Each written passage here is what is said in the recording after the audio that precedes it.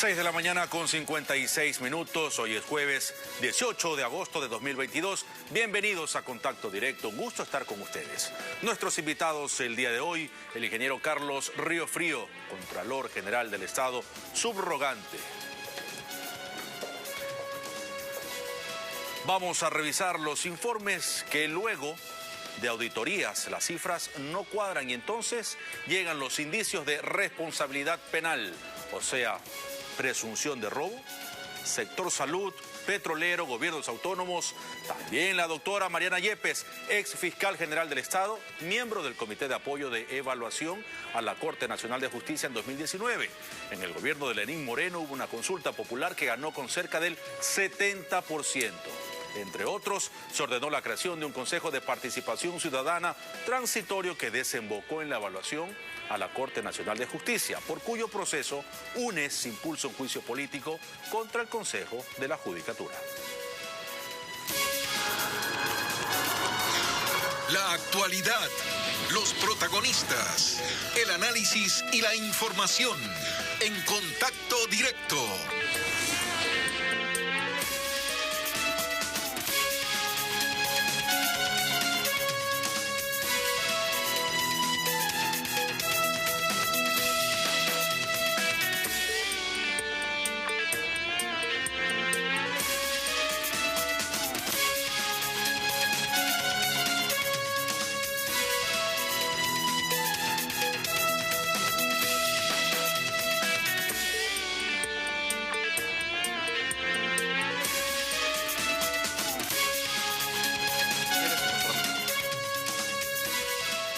La lucha contra la corrupción no es una meta, sino un camino en el que todos debemos involucrarnos, sin duda.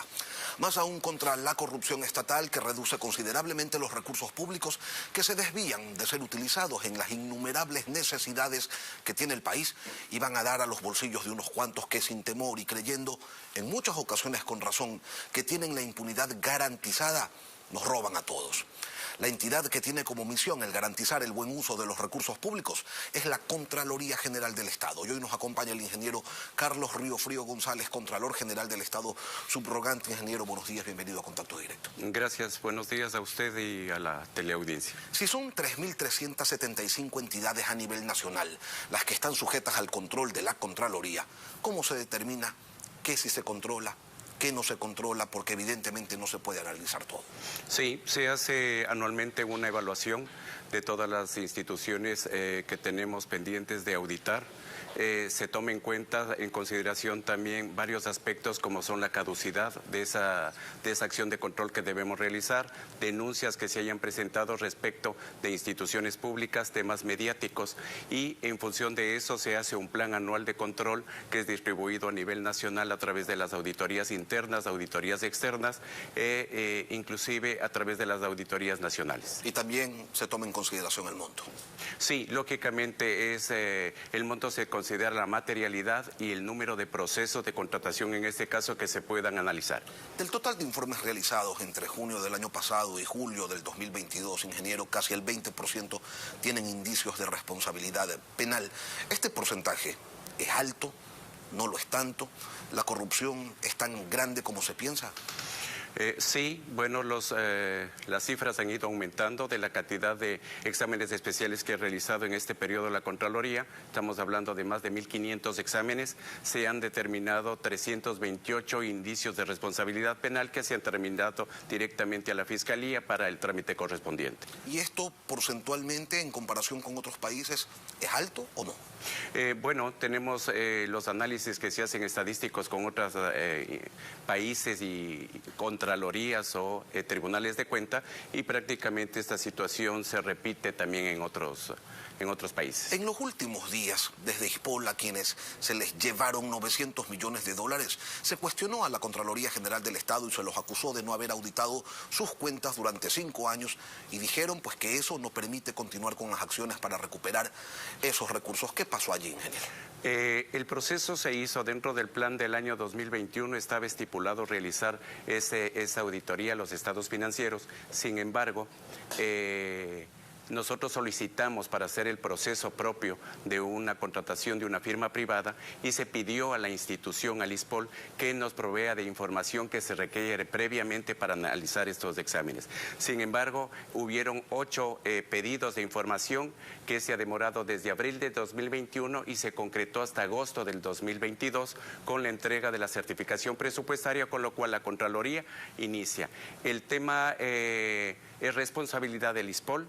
Tengo también que aclarar que dentro de esos exámenes especiales lo que la Contraloría determina a través del análisis de estados financieros de la razonabilidad de los saldos y no dónde se ubican las inversiones. Es responsabilidad y pertinencia de la Superintendencia de Bancos. A ver, aquí vamos a entrar al detalle, ingeniero.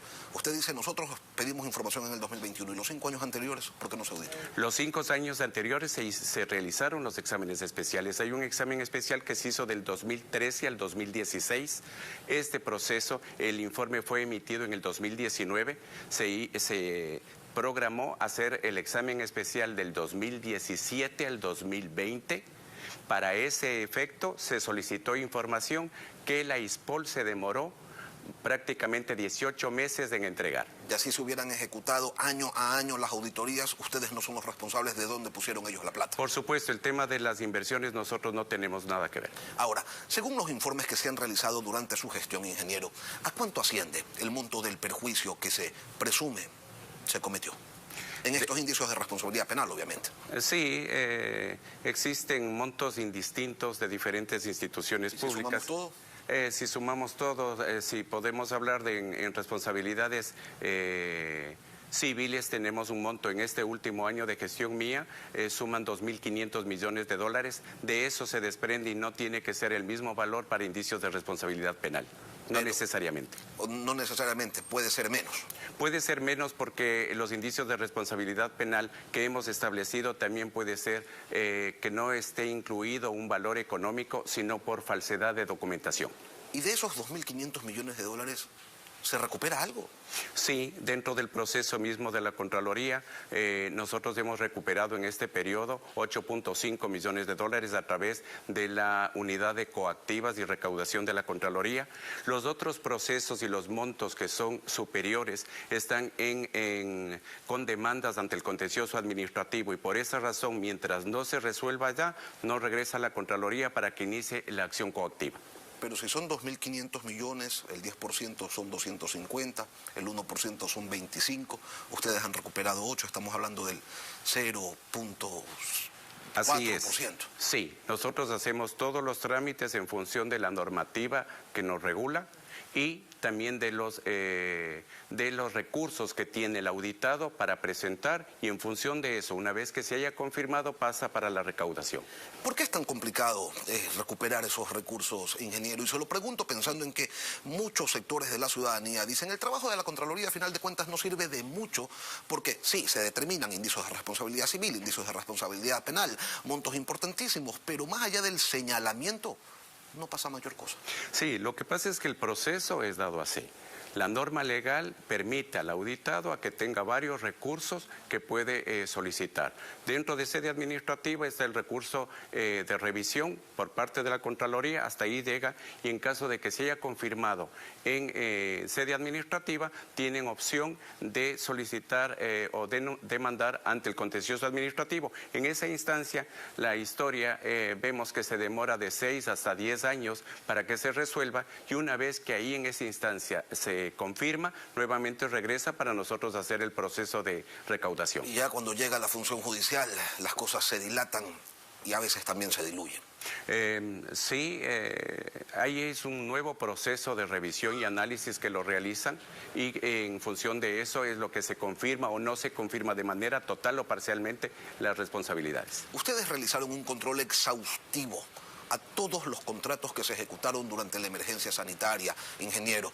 ¿Y qué fue lo que allí se encontró? Bueno, nosotros realizamos el 100% de los procesos de contratación por emergencia. Ahí se establecieron responsabilidades administrativas, civiles y penales. La situación es del proceso precontractual. Se encontró que se benefició a algunos proveedores que no tenían la categoría o el RUC con esa actividad.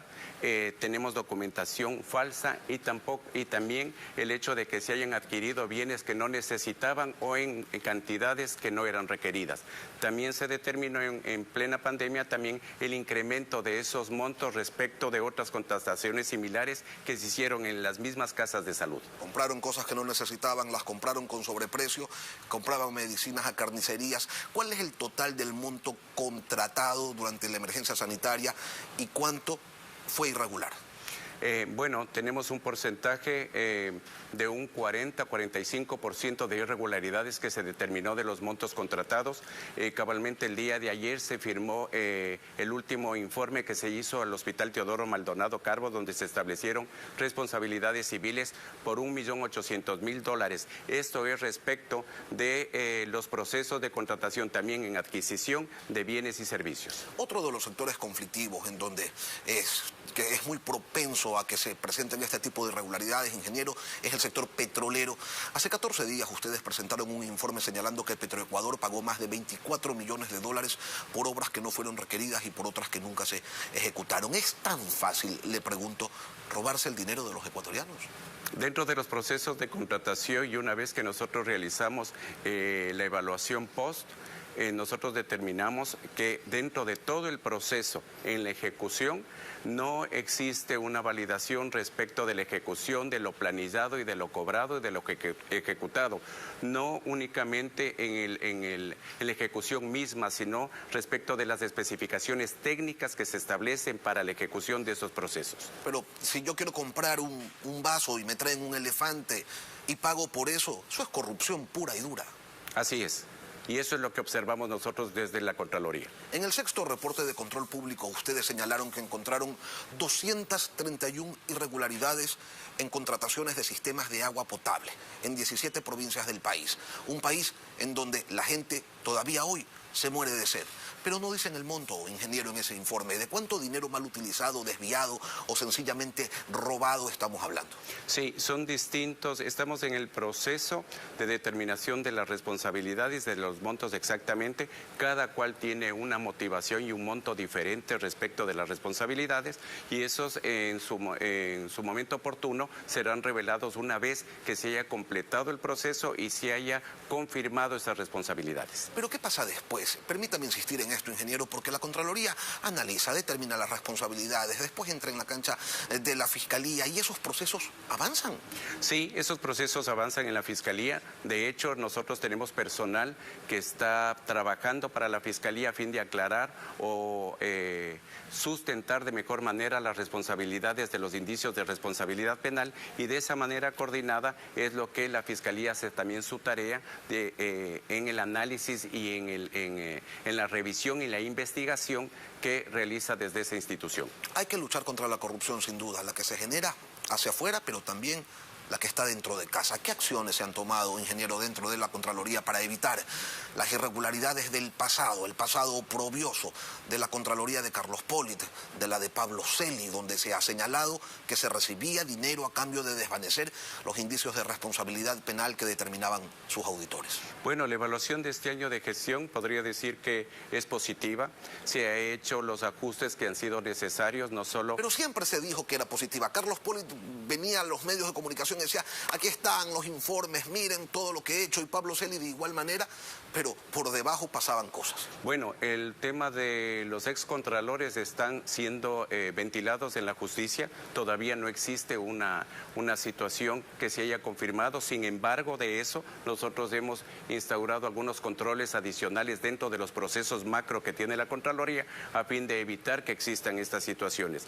El tema específico, y quiero aclarar, no depende de una sola persona para que se confirme o se desvanezca una responsabilidad en la Contraloría, es a través de un proceso, inclusive de informes técnicos que deben estar totalmente sustentados a fin de que eso quede evidenciado en un documento que sustente esa confirmación o no confirmación total o parcial de una responsabilidad. A usted, ingeniero, durante su gestión, ¿se le ha acercado a alguien a ofrecerle dinero para que desvanezca algún indicio de responsabilidad? No, nunca jamás. Carlos Riofrío, Contralor General del Estado subrogante. Gracias por acompañarnos, ingeniero, hoy aquí en Contacto Directo. Y luego de la pausa volvemos con Mariana Yepes, ex fiscal general del Estado, miembro del Comité de Apoyo de Evaluación a la Corte Nacional de Justicia en el 2019. ¿Cómo se llevó adelante ese proceso? Lo vamos a analizar, ya volvemos. En la Asamblea Nacional se sustancia un juicio político contra el Consejo de la Judicatura. Se acusa a la expresidenta de ese organismo y a 3 de sus vocales de incumplimiento de funciones por la evaluación y destitución de jueces de la Corte Nacional de Justicia, todo esto en el 2019. Hoy nos acompaña la doctora Mariana Yepes, que fue parte del Comité de Apoyo a esa evaluación que hoy se cuestiona y que conoce a la función judicial como a la palma de su mano, porque a lo largo de su carrera ha sido desde agente fiscal hasta fiscal general del Estado, desde jueza de inquilinato hasta presidenta de la Corte Superior de Quito y magistrada de la Corte Suprema de Justicia, también vocal alterna del Consejo de la Judicatura. Ante esas credenciales, doctora, buenos días, bienvenida a Contacto Directo. Buenos días, muchas gracias por la invitación. Empecemos por el principio. ¿Cuál fue la labor que desempeñó el Comité de Apoyo del que usted fue parte? Bueno, este comité fue de evaluación precisamente, pero un comité de apoyo porque existía un manual, existían todos los instructivos elaborados por un comité de expertos y aprobados por el Pleno del Consejo de la Judicatura.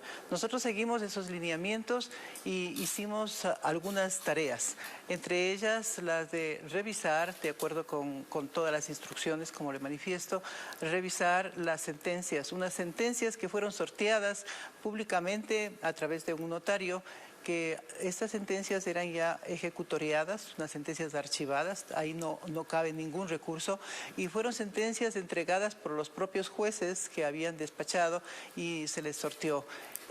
Nosotros revisamos el contenido de las sentencias, no en el sentido de que si estaban bien que acuse o no acuse, o sentencie o no sentencie, sino más bien la estructura. La Corte Constitucional señaló parámetros para que tenga una sentencia. Estos parámetros, de acuerdo con la propia Constitución, se refieren a la motivación. Y habíamos revisado, en lo que a mí me corresponde, que a mí me correspondió la materia penal, que no cumplían aquellos parámetros y tenían un solo patrón, de manera que la jurisprudencia que invocaban era la misma jurisprudencia para todos, la doctrina que invocaban era la misma doctrina para todos, nada más que lo que fallaba, lo que se diferenciaba era la resolución definitiva, sea para aceptar el recurso de casación o no aceptarlo, o el recurso de revisión o no aceptarlo. Doctora, ¿se podría decir, doctora, que era un copy-paste de un juez a otro, de un proceso a otro? Podría ser, quizás, es que es inexplicable que un juez haga una sentencia de esa naturaleza. También yo manifesté mi preocupación creyendo que había un formato obligatorio para la elaboración de las sentencias. Me indicaron que no.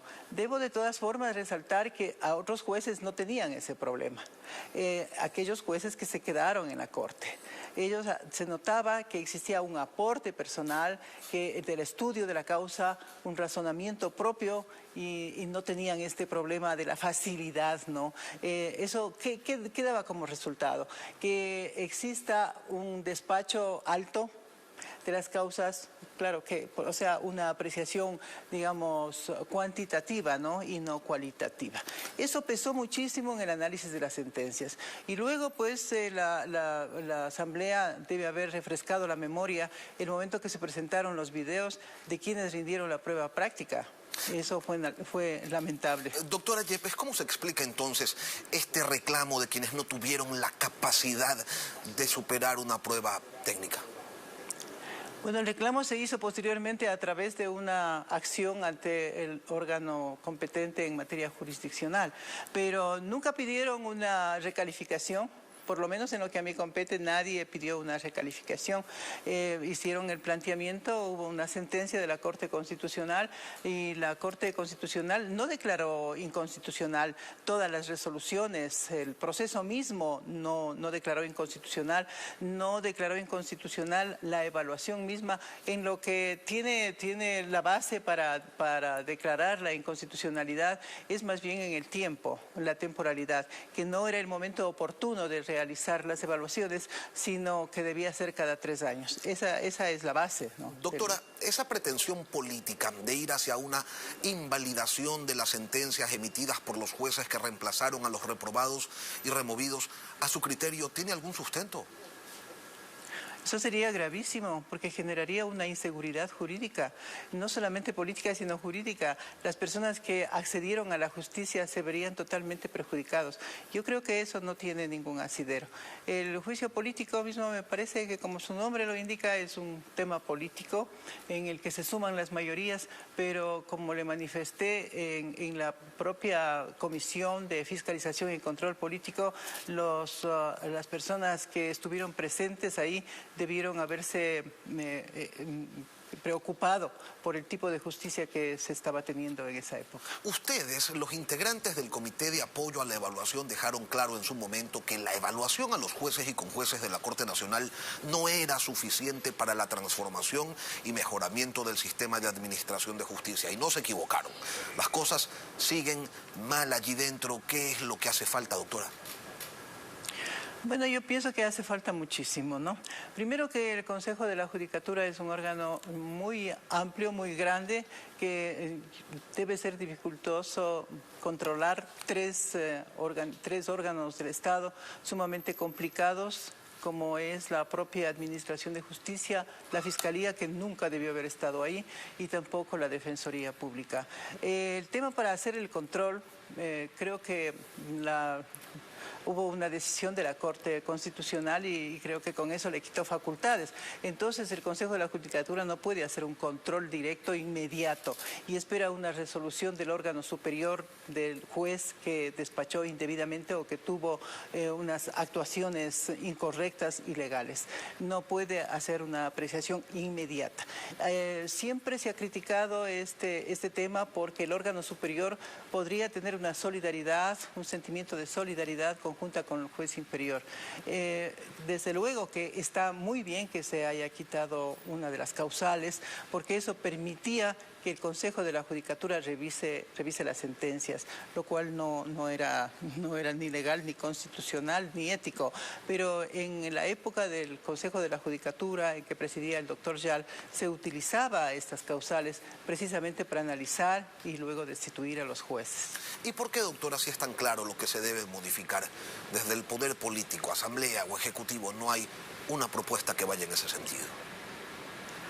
Bueno, usted sabe que el tema político es bastante criticable, ¿no? Debería ser alguien de dentro de la función judicial que precisamente, o los jueces, la Corte Nacional, deberían presentar reformas, el propio Consejo de la Judicatura, para robustecer al sistema de justicia. Debe haber una política judicial. Son tiempos diferentes y me parece a mí que la reforma constitucional que en algún momento se presentó para la posibilidad de que sea aprobada, iba orientada a que se separe la Fiscalía del Consejo de la Judicatura.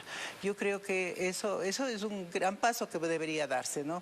Nació la Fiscalía independiente como un órgano independiente de los demás poderes del Estado con la Constitución del 98. Si no era independiente, no hubiera podido hacerse las reformas que se hizo dentro de la Fiscalía y sobre todo en la justicia penal.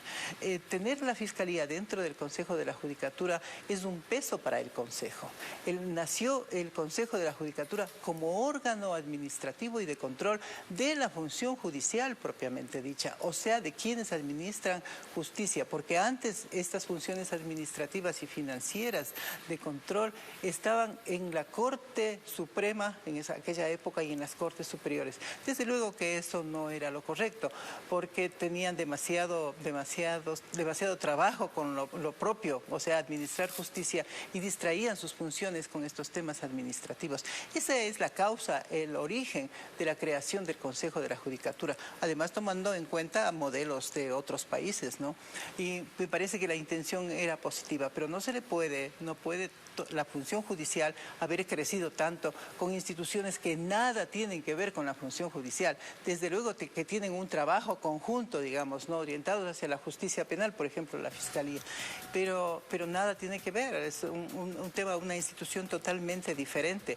Pero otro asunto, hacia la ciudadanía se le ha dado la imagen de que la función judicial está mala. ¿Por qué? Porque solamente apreciamos el área penal, pero no vemos las otras áreas. Y en las otras áreas yo creo que difícilmente encontraremos unas quejas como aquellas o malos criterios como aquellas que se vinculan con el área penal. La justicia, la administración de justicia en el Ecuador no solamente es del área penal. Clarísimo los criterios de Mariana Yepes, ex fiscal general del Estado, miembro del Comité de Apoyo a la Evaluación de la Corte Nacional de Justicia en 2019. Gracias, doctora, por acompañarnos hoy aquí. Muchas gracias, muchas gracias. Una pausa y volvemos. Aquí culminamos este espacio de entrevistas. Las noticias continúan en Televistazo en la comunidad. Hasta mañana.